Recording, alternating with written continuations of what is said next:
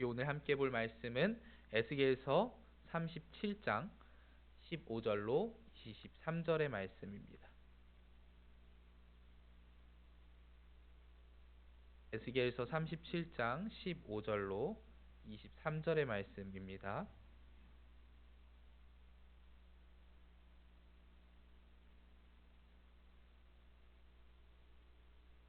우리 교독하도록 하겠습니다. 여호와의 말씀이 또 내게 임하여 이르시되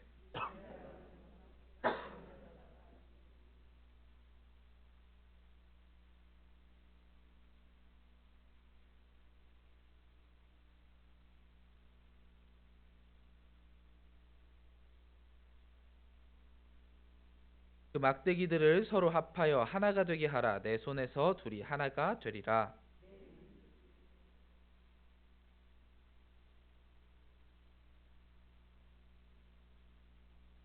너는 곧 이르기를 주 여호와께서 이같이 말씀하시기를 내가 에브라임의 손에 있는 바 요셉과 그 짝 이스라엘 지파들의 막대기를 가져다가 유다의 막대기에 붙여서 한 막대기가 되게 한즉 내 손에서 하나가 되리라 하셨다 하고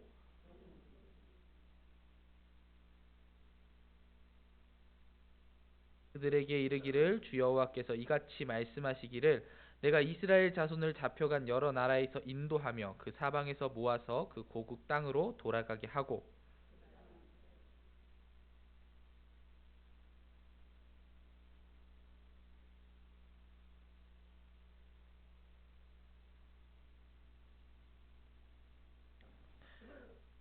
같이 읽습니다. 그들이 물건과 그 모든 죄악으로 더 이상 자신들을 더럽히지 아니하리라.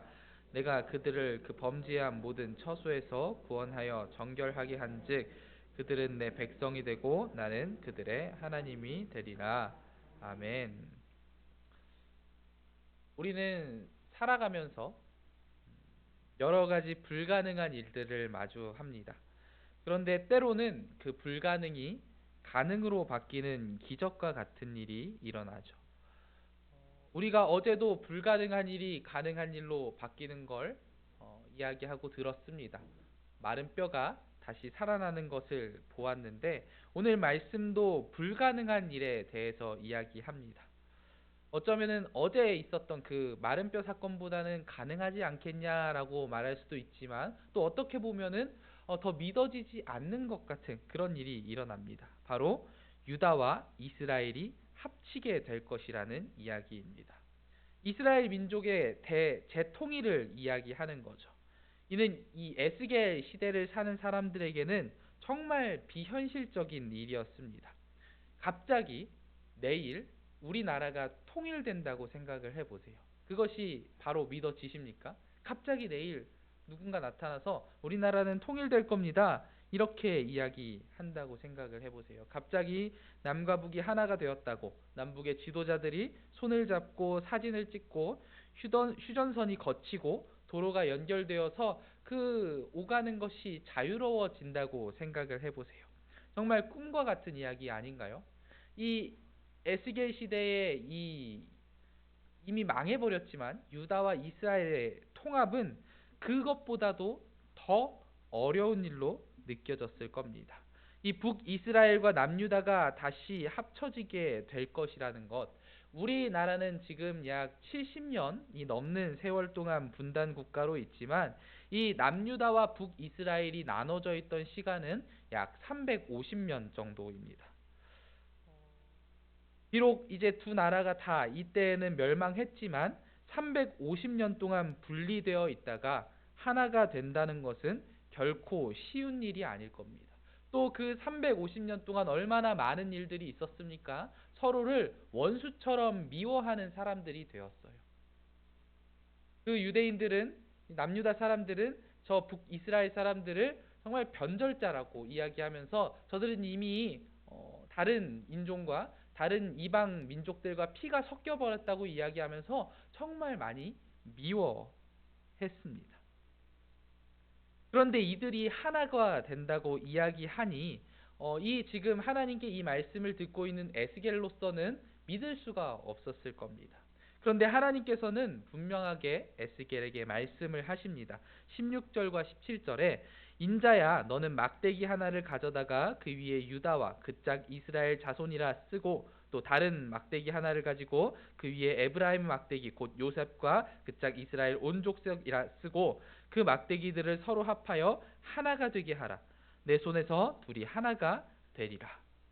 아멘. 유다의 막대기와 에브라임의 막대기를 붙여 한 막대기가 되게 하라는 명령은 북이스라엘과 남유다의 연합을 뜻합니다. 이 연합된 나라는 유다와 이스라엘이 그토록 원하던 나라입니다. 그들이 그토록 꿈꾸던 나라입니다. 특별히 이 에스겔 시대에는 그 두 나라 모두 멸망하였고 모든 백성이 포로 생활을 하고 있었습니다. 포로로 끌려간 자들도 있었고 그 남은 자들도 이미 그 흩어진 나라에서 정말 괴롭게 살아가고 있었던 때입니다. 그런데 이 유다와 이스라엘이 합쳐지고 모든 것이 회복된다고 이야기하는 겁니다. 이 나라는 어떻게 시작되냐? 이스라엘 자손들이 포로의 상태에서 벗어나면서 시작됩니다. 포로였던 자들은 모두 그 고국 땅으로 돌아가게 됩니다. 그리고 그들이 한 나라를 이루고 한 임금이 다스리며 다시는 두 나라로 나뉘지 않는다고 이야기를 하죠.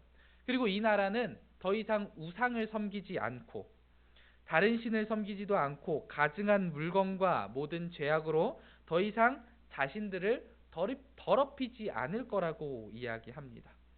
무엇보다도 하나님께서 그 나라의 하나님이 되어주시고 그 나라 사람들, 그 나라 백성들은 모두 하나님의 백성이 된다고 말씀하시죠. 이 이야기를 들으면 어떤 나라가 떠올립니까? 그 이전에 하나님께서 약속해 주신 다윗 왕국이 떠오릅니다. 그 이스라엘 역사상 가장 강했고 가장 하나님을 사랑했던 그 나라 통일 그 다윗 왕국이 떠오릅니다. 그때처럼 하나님께서 이 이스라엘을 다시 재통일시켜 주시고 회복시켜 주신다고 말씀을 하시는 거죠.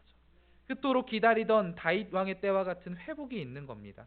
그런데 이 회복은 단순히 나라가 합쳐지고 강성한 나라를 이야기하는 것이 아닙니다. 이 연합된 나라는 사실 이스라엘 백성들은 그러한 나라를 기다렸을지 모르지만 경제적으로 군사적으로 또 정치적으로 강한 그 다윗의 때와 같은 아무도 이 나라에게 뭐라고 할 수 없는 강력한 통일 왕국을 기다렸을지는 모르지만 사실 이것은 그러한 우리가 눈으로 볼 때에 우리가 그렇게 마주할 때 아, 저 나라는 강한 나라구나 하는 그 나라를 이야기하는 것이 아닙니다.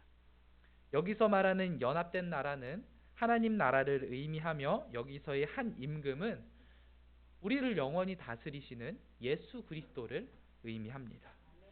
그렇습니다. 이 땅에서의 유다도 이스라엘도 각각 나라의 사람 왕도 그 누구도 이스라엘 민족의 우상 숭배와 이방 신을 숭배하는 일을 막지 못했습니다. 하나님께로 나아가도록 하지 못하고 오히려 하나님께서 멀어지고 뒷걸음질 치도록 했습니다.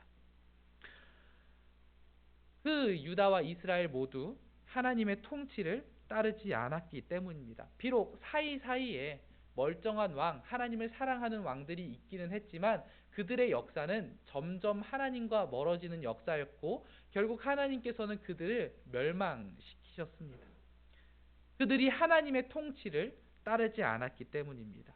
유다와 이스라엘 모두 하나님의 보호하심을 체험하고 하나님께서 세워주신 나라임에도 불구하고 그들은 하나님의 통치를 따르지 못했습니다. 그래서 결국 멸망까지 이르게 된 거죠. 그러나 이제 새롭게 통일된 나라는 다릅니다. 이 나라는 한 임금이 모두 다스리게 하는데 아까 이야기했던 대로 이 임금이 누굽니까? 바로 예수 그리스도라는 거죠. 23절에는 이렇게 나오죠. 그들이 그 우상들과 가증한 물건과 그 모든 죄악으로 더 이상 자신들을 더럽히지 아니하리라. 내가 그들을 그 범죄한 모든 처소에서 구원하여 정결하게 한즉 그들은 내 백성이 되고 나는 그들의 하나님이 되리라. 이렇게 말씀을 해 주시는 겁니다. 즉 새롭게 통일될 그 나라는 예수 그리스도께서 다스리는 나라라는 겁니다. 그러므로 이전의 나라들과 다르게 우상으로 자신을 더럽히지 않을 것이며 더 이상 죄를 짓지 않을 것이라고 이야기합니다. 결국 이 본문은 무엇을 이야기하냐면 이 백성이 더 이상 이 분열로 인한 수치를 당하지 않고 하나님의 통치를 받는 나라가 올 것이라고 이야기하는 겁니다. 사랑하는 남부교회 성도 여러분, 이 나라는 이미 우리에게 임한 나라입니다. 예수 그리스도가 이 땅에 오심으로 우리는 이러한 나라를 살아가고 있습니다. 우리에게는 이미 이 예수 그리스도의 통치가 임했습니다. 그리고 우리가 그 통치를 받을 때 예수 그리스도를 믿고 그를 주인으로 모실 때 우리는 이러한 나라에 살게 되며 회복을 경험하게 되는 거죠. 그렇다면 우리는 어떻게 살아야겠습니까? 이미 임한 그 하나님 나라에 감사하면서 정말 이 통치가 임한 것처럼 우리는 살아가야 되는 겁니다. 예수 그리스도의 통치를 따라서 우리는 이 땅에서 그렇게 예수님을 따라서 살아가야 되는 거죠.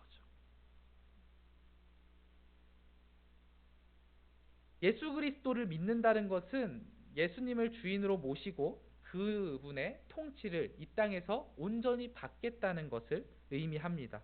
그런데 우리가 그 예수님의 통치를 따르지 않고 세상의 통치, 세상에 더 의지한다면 어떨까요? 우리는 그 회복을 경험한 사람들로 살아가는 것이 아닌 게 되는 겁니다. 우리가 혹시 예수 그리스도를 믿고 그를 주인으로 모시며 그의 통치를 받겠다고 말하면서 사실은 예수님의 통치보다는 다른 세상의 통치, 다른 세상을 더욱더 의지하고 있지는 않은지 우리는 스스로를 생각해 봐야 하는 겁니다. 우리는 예수 그리스도의 통치를 받는 사람으로 살아가야 합니다. 그러나 우리는 알고 있어요. 내가 예수님의 통치를 따르는지 아니면 세상의 그 다스림을 받고 살아가는지. 우리는 분명히 스스로를 점검해보면 내가 어떤 것에 통치를 따르고 있는지, 누구의 통치를 따르고 있는지 우리는 스스로 알 수 있습니다. 우리는 그 세상의 다스림을 버리고 우리를 다스려서 우리를 자신의 것으로 가져가려는 그 세상의 그 사단의 모습을 버리고 예수 그리스도의 통치를 따라야 되는 사람입니다. 예수님의 다스림을 따라가야 되는 사람입니다. 이 시간 우리가 정말 그 마음을 굳게 먹기를 바랍니다. 세상이 아니라 예수 그리스도의 통치를 따라가는 사람이 되겠다고, 예수님의 그 다스림을 받고 내가 예수님의 것이 되겠다고 고백하는 사람들이 되어야 하고, 또 그렇게 그 다스림을 받으며 살아가는 사람들이 되어야 하는 겁니다. 오늘 말씀은 분명히 우리가, 오늘 이 신약 백성인 우리가, 새 언약을 따르는 우리가 그렇게 예수님의 통치를 따르는 사람이 되어야 된다고 이야기해 주는 겁니다. 그러므로 우리 성도님들께서는 세상의 통치, 세상의 다스림을 받는 것이 아니라 그 예수 그리스도의 다스림, 그 통치를 받는 성도님들이 되시기를 바라겠습니다. 이 시간 찬양하고 기도하겠습니다.